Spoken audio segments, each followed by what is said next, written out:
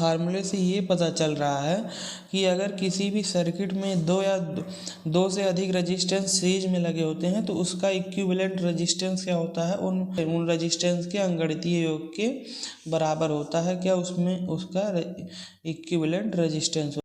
Welcome once again in poly knowledge YouTube channel. तो आइए आगे अपने चैनल पर एक नया वीडियो लेकर, जिसमें हम आपको पढ़ाएंगे प्रतिरोध का संयोजन, कॉम्बिनेशन ऑफ रेजिस्टेंस। तो क्या है, कॉम्बिनेशन ऑफ रेजिस्टेंस दो प्रकार के होते हैं। नंबर एक होता है श्रेणी संयोजन। क्या होता है, श्रेणी संयोजन। नंबर दूसरे पर होता है क्या, समांतर संयोजन।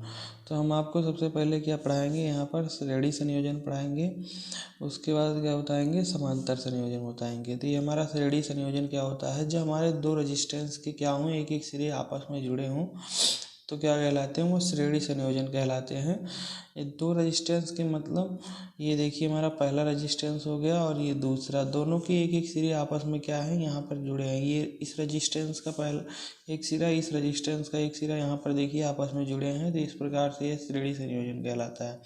अथवा क्या होता है कि इसमें करंट फ्लो का एक ही पाथ बने। जो हमारा करंट फ्लो है, यहाँ पर देख सकते हैं करंट यहाँ से निकला, यहाँ से रेजिस्टेंस से पार होके यहाँ आएगा, फिर इधर से पार होके यहाँ पहुँच जाएगा। एक ही पाथ है, एक ही पाथ से जा रहा है, ना कि क्या कर रहा है कि कुछ इस प्रकार से। जैसे देखिए हमारा क्या होता है, कभी कभी जब हम पैरेलल वाला पढ़ेंगे तो उसमें देखेंगे कुछ इस प्रकार से भी रेजिस्टेंस लगे रहते हैं। क्या लगे रहते हैं, कुछ इस प्रकार से भी रेजिस्टेंस लगे रहते हैं। तो उसमें क्या होता है कि एक ही पाथ नहीं हो पाता करंट फ्लो का। करंट फ्लो यहाँ पर निकलता है पैरेलल वाले में, क्या होता है, करंट फ्लो, करंट यहाँ से निकलता है, उसके बाद जब यहाँ पहुँचता है तो यहाँ पर तीन पाथ हो जाते हैं। क्या हो जाते हैं, तीन पाथ हो जाते हैं। तो ये क्या होता है, पैरेलल हो जाता है। इसीलिए क्या होता है, हमने बताया कि सीरीज में करंट फ्लो का एक ही पाथ होता है। ये क्या है, सीरीज नहीं है। ओके, सीरीज के लिए हम क्या करेंगे, फिर से आपको बना के दिखाएंगे। तो हमारा सीरीज में क्या होगा, जैसे तीन चार रेजिस्टेंस हो जाएंगे, फिर भी क्या रहेगा, एक ही पाथ रहेगा। क्या रहेगा, एक ही पाथ रहेगा। देखिए ये हमारा क्या है, सीरीज, इसमें करंट फ्लो हो रहा है। तो ये करंट जो फ्लो हो रहा है, इसके लिए अभी क्या है, एक ही पाथ है। इसका क्या है, हमारा पाथ चेंज नहीं हुआ। और जो पैरेलल होता है उसमें क्या हो जाता है, करंट फ्लो के लिए एक से एक पाथ या दो पाथ से मतलब क्या हो जाते हैं, चेंज होते रहते हैं। ओके, तो ये हमारे कुछ एग्जाम्पल हो जाते हैं। देखिए हम बना देते हैं। ये हमारा क्या है, इस प्रकार से पॉइंट ए और बी के बीच हमारे क्या है, कई ऐसे रेजिस्टेंस है जो सीरीज में आपको जुड़े हुए यहाँ पर दिखाई देंगे। तो दो पॉइंट के बीच में, ये हमारा क्या हो गया, एग्जाम्पल नंबर एक, ये दो हो गया। ओके, हम अब तीसरा वाला बनाते हैं। तो यहाँ पर आप देखेंगे सभी रेजिस्टेंस क्या हैं, आपस में क्या है, सीरीज में ही जुड़े हुए हैं। तो इस प्रकार से हम क्या कह सकते हैं,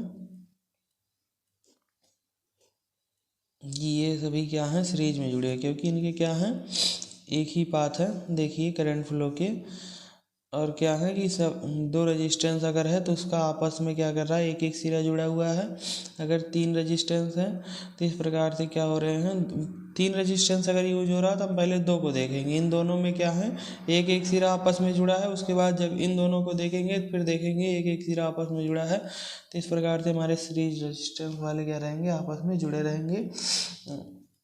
तो हम क्या करेंगे, अब सीरीज रेजिस्टेंस में हमारा इक्विवेलेंट रेजिस्टेंस क्या होता है, सॉरी, अगर सीरीज में कई रेजिस्टेंस जुड़े हों तो उनका इक्विवेलेंट रेजिस्टेंस क्या होता है, उस फार्मूले को हम फाइंड करने के लिए हम क्या करेंगे, इस वाले फिगर को क्या करेंगे, यहाँ पर बनाएंगे एक बार फिर से। मान लीजिए हमारा क्या है, ये फिगर है जिसमें क्या है, तीन रेजिस्टेंस लगे हुए हैं।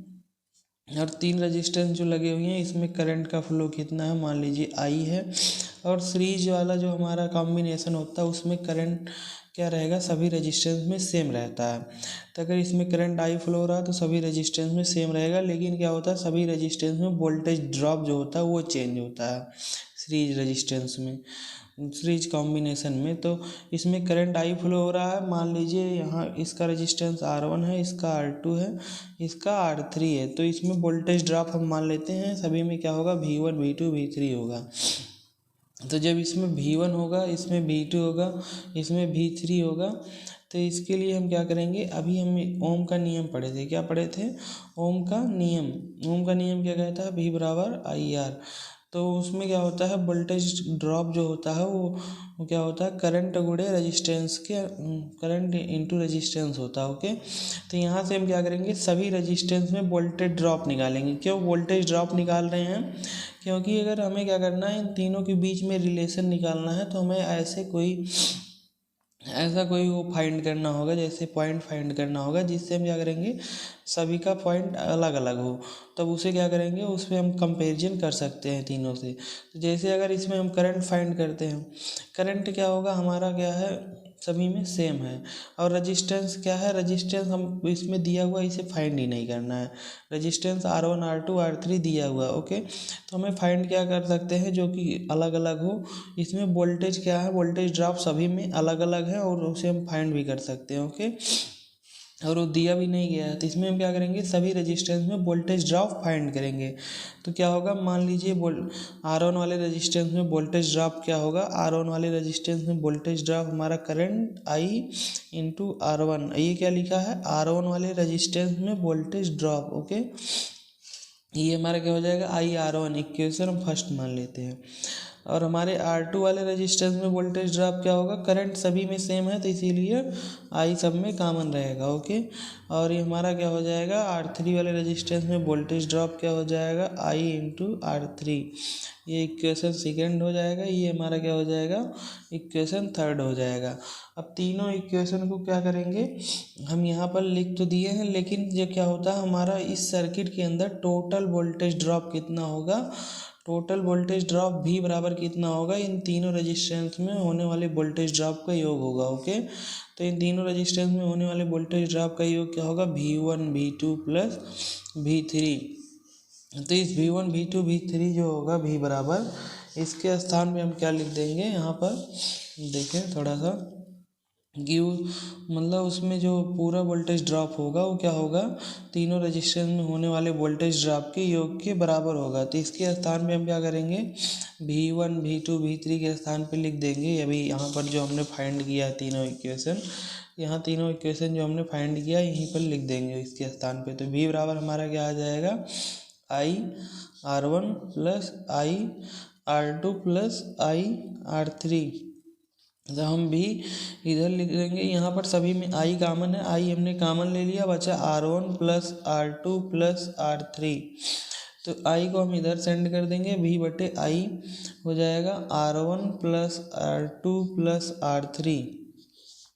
ओम के नियम से जानते हैं ये क्या होता है, रेजिस्टेंस होता है। अगर मान लेते हैं ये क्या हमारा क्या हो गया, विद्युत का टोटल रेजिस्टेंस हो गया, तो मतलब इसे हम क्या करेंगे, इक्विवेलेंट रेजिस्टेंस मानेंगे। तो ये हमारा क्या हो जाएगा, हम यहाँ लिख देते हैं V बटे I बराबर क्या हो जाएगा, R इक्विवेलेंट। तो V बटे I के स्थान पे हम क्या लिखेंगे, यहाँ ला के R इक्विवेलेंट। तो ये हमारा क्या हो जाएगा, R1 plus R2 plus R3। मतलब हमारा क्या हो गया, इस फार्मूले से ये पता चल रहा है कि अगर किसी भी सर्किट में दो से अधिक रेजिस्टेंस सीरीज में लगे होते हैं, तो उसका इक्विवेलेंट रेजिस्टेंस क्या होता है, उन रेजिस्टेंस के अलग अलग अंकगणितीय योग के बराबर होता है, उन रेजिस्टेंस के अंकगणितीय योग के बराबर होता है, क्या उसमें उसका इक्विवेलेंट रेजिस्टेंस, ओके। तो हम क्या करेंगे, इस प्रकार से हमने इस इक्विवेलेंट रेजिस्टेंस को फाइंड कर लिया। अब ये हमारा क्या हो जाएगा, अगर हमारा कोई सीरीज में मतलब रेजिस्टेंस लगा है तो कितना भी बड़ा रहेगा रेजिस्टेंस, तो क्या करेंगे, सभी का अलग अलग रेजिस्टेंस हम लेकर क्या करेंगे, अंकगणितीय योग कर लेंगे, उसका इक्विवेलेंट रेजिस्टेंस फाइंड हो जाएगा। अब हम चलेंगे नेक्स्ट, हमने बताया था क्या हमारा कॉम्बिनेशन था, समांतर संयोजन। तो इस हम क्या करेंगे, अब यहाँ पर आपको समांतर संयोजन बताएंगे।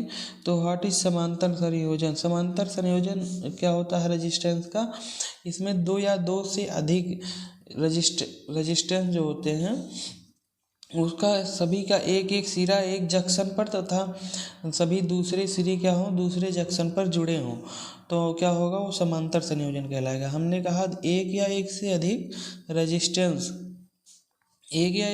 रेजिस्टेंस जो रहेंगे वो हमारे कुछ इस प्रकार से देखिए, एक या एक से अधिक रेजिस्टेंस का हमने कहा एक सिरा कि एक या एक से अधिक रेजिस्टेंस अगर है तो उनका एक सिरा, उनका सभी का एक एक सिरा एक जंक्शन पर, ये क्या हो गया, एक से अधिक रेजिस्टेंस है। यहाँ पर कितने रेजिस्टेंस हैं, 3 रेजिस्टेंस हैं, तो इसका एक एक सिरा एक जंक्शन पर तथा सभी दूसरे सिरे दूसरे जंक्शन पर अगर कनेक्ट हो तो आपस में पैरेलल कॉम्बिनेशन कहलाते हैं। तो इस प्रकार से हमारा बन गया क्या, पैरेलल कॉम्बिनेशन। अगर पैरेलल कॉम्बिनेशन हमने ये बना दिया है तो पैरेलल कॉम्बिनेशन क्या है, बनने के बाद इसमें हमारा क्या मान लेते हैं, ये इसका रेजिस्टेंस R1 है, इसका रेजिस्टेंस R2 है, इसका रेजिस्टेंस R3 है, और इसमें हमने मान लीजिए वोल्टेज क्या लगा दिया है, एक V लगा दिया है वोल्टेज। तो अगर हमने वोल्टेज V लगाया है तो अगर इस क्या होता है, जो पैरेलल रेजिस्टेंस होते हैं उसमें क्या होते हैं, सभी में वोल्टेज सेम होते हैं। अगर इसमें हमने वोल्टेज भी लगाया तो ये सभी रेजिस्टेंस पे क्या रहेगा, वोल्टेज भी ही रहेगा। ओके, इसमें क्या होते हैं, करंट चेंज हो जाते हैं। यहाँ से मान लीजिए आई करंट जा रहा है, यहाँ पर क्या हो जाते हैं, करंट के पाथ तीन पाथ हो जाते हैं, तो इसीलिए यहाँ पर करंट चेंज होता है। तो अब हम क्या करेंगे, अगर हमें इसका इक्विवेलेंट रेजिस्टेंस फाइंड करना रहेगा इस पाथ का, मतलब इस पैरेलल कॉम्बिनेशन का, तो इसमें अब की बार हम क्या फाइंड करेंगे, जो हमारा R1 तो दिया ही है और वोल्टेज सभी में सेम रहेगा, तो इसीलिए हम क्या करेंगे, ना वोल्टेज फाइंड करेंगे ना रेजिस्टेंस। अब की बार करंट क्या रहेगा, सब में चेंज रहेगा, तो अब की बार हम करंट फाइंड करेंगे। तो सभी रेजिस्टेंस में कितने करंट जा रहे हैं। अगर यहाँ से I है तो इसमें मान लीजिए I1 हो जाएगा इतना, इसमें I2 हो जाएगा, इसमें I3 हो जाएगा।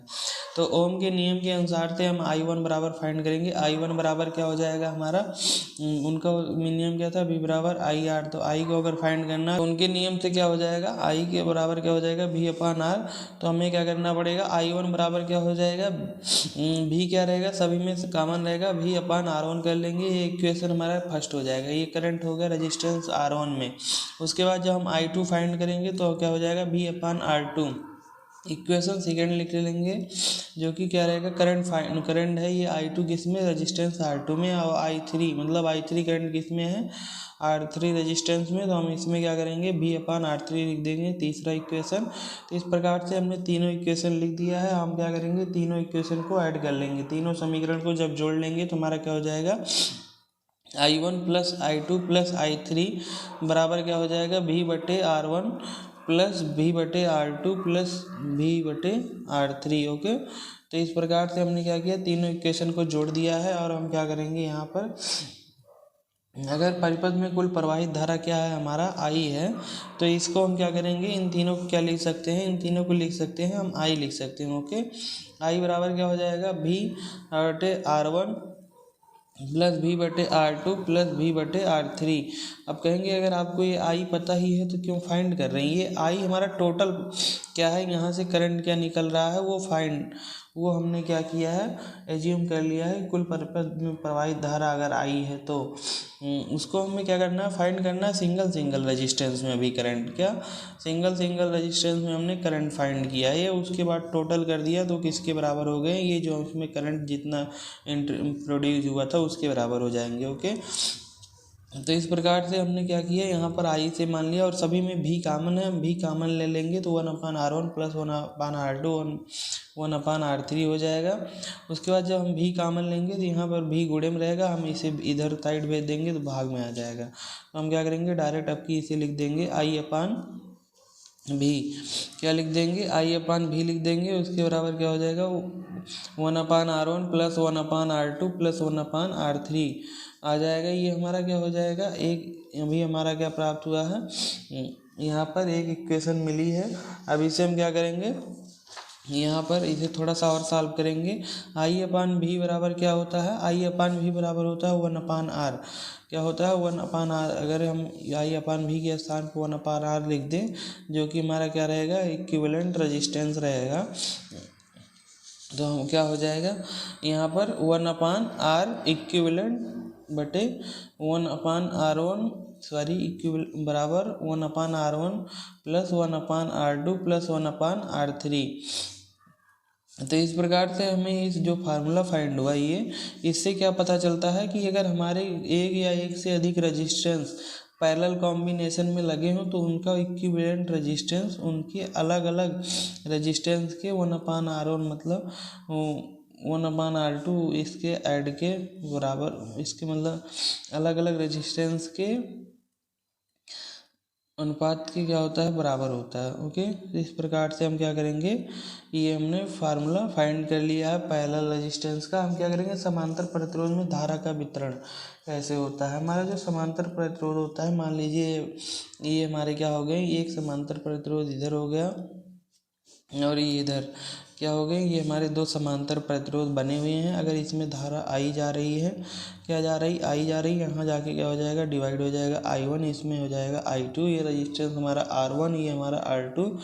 और हम क्या करेंगे, यहाँ पर अगर हमने क्या लगा रखा है, एक वोल्टेज लगा रखा है V, तो इस प्रकार से हम क्या करेंगे, यहाँ पर इसे बना देंगे।